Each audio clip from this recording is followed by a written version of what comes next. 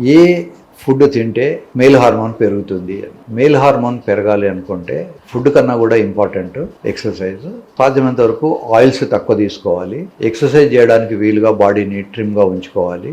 వెజిటేరియన్స్లోనూ testosterone సఫిషియెంట్గా ఉండొచ్చు, non వెజిటేరియన్లోనే ఉండొచ్చు. కనుక ప్యూర్ నాన్ వెజ్ తీసుకున్నా ఈ ప్రాబ్లం రావచ్చు, ప్యూర్ వెజిటేరియన్ తీసుకున్న వాళ్ళకు కూడా ఈ ప్రాబ్లం రాకపోవచ్చు. ఆల్ ఫ్రూట్స్, ఎస్పెషల్లీ దానిమ్మ పళ్ళు, తర్వాత ప్రతి ఏరియాలో కూడా ప్రతి దేశంలో కూడా కొన్ని క్లెయిమ్స్ ఉంటాయి ఆ దగ్గరలో ఉన్నటువంటి చెట్ల నుంచి అవి వస్తాయని. ఫర్ ఎగ్జాంపుల్ మనకు తెలుగు రాష్ట్రాలలో ములక్కాడలు తింటే టెస్టోస్టెరాన్ పెరుగుతుందనే ఒక అపోహ ఉంది. ఇలాగ కొన్ని క్లెయిమ్స్ అవి సైంటిఫిక్గా అవునా కాదో ఎవరు ప్రూవ్ కానీ డిస్ప్రూవ్ కానీ చేయలేదు.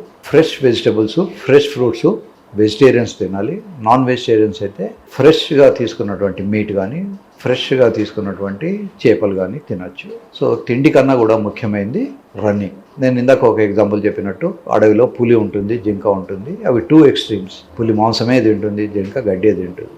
అయినా వాటికి పిల్లలు పుడతారు, సెక్స్ చేస్తాయి. సో వాటికి కామన్ ఫ్యాక్టర్ ఈజ్ రన్నింగ్. మనిషికి రన్నింగ్ అనేది చాలా అవసరం.